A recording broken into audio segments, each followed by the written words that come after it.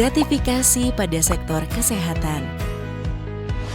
Bicara tentang gratifikasi, ternyata permasalahan ini dapat terjadi di berbagai sektor, seperti sektor kesehatan. Gratifikasi mungkin terjadi ketika seseorang atau pihak yang memiliki konflik kepentingan mencoba memengaruhi tenaga kesehatan melalui berbagai bentuk pemberian. Namun, tidak semua pemberian kepada tenaga kesehatan dilarang. Tenaga kesehatan diperbolehkan menerima pemberian sponsorship untuk meningkatkan kapabilitas dan pengetahuan yang tentunya dapat dipertanggungjawabkan secara transparan, akuntabel, sesuai ketentuan yang berlaku dan tidak terdapat konflik kepentingan. Lalu, bagaimana mekanisme penerimaan sponsorship tersebut? Sponsorship dapat diberikan kepada tenaga kesehatan, institusi, organisasi fasilitas pelayanan kesehatan, dan atau organisasi profesi sebagai penyelenggara jika memenuhi prinsip berikut ini. 1. Tidak memengaruhi independensi dalam pemberian pelayanan kesehatan. 2. Tidak dalam bentuk uang atau setara uang.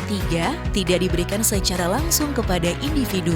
4. Sesuai dengan bidang keahlian. 5. Diberikan secara terbuka. Dan 6. Dikelola secara akuntabel dan transparan. Sponsorship dapat diberikan kepada tenaga kesehatan yang menjadi peserta, narasumber, atau moderator dalam suatu kegiatan yang diciptakan untuk meningkatkan kompetensi tenaga kesehatan. Khusus untuk pembicara atau moderator, sponsorship dapat diberikan berupa uang atau setara uang sebagai honor sesuai dengan standar biaya yang berlaku. Sponsorship yang diberikan kepada tenaga kesehatan pada suatu institusi wajib diberikan melalui institusinya dengan menyertakan penugasan dari pimpinan, sedangkan sponsorship kepada tenaga kesehatan praktik perorangan harus diberikan sesuai dengan bidang keahliannya. Pihak pemberi, institusi penerima, atau tenaga kesehatan praktik perorangan wajib melaporkan pemberian atau penerimaan sponsorship pada KPK melalui email sponsorship@kpk.go.id dan kepada Kementerian Kesehatan melalui sponsorship@kemkes.go.id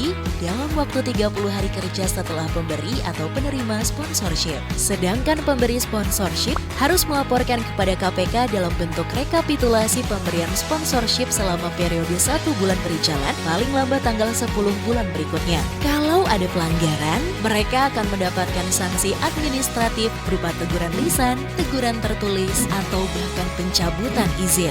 Tak hanya dibuat untuk menomorsatukan kepentingan publik, peraturan ini juga diharapkan dapat memajukan kesejahteraan umum, meningkatkan keterbukaan, serta sistem yang adil dalam sektor kesehatan itu sendiri. Bersama, mari kita dukung program pengendalian gratifikasi di sektor kesehatan.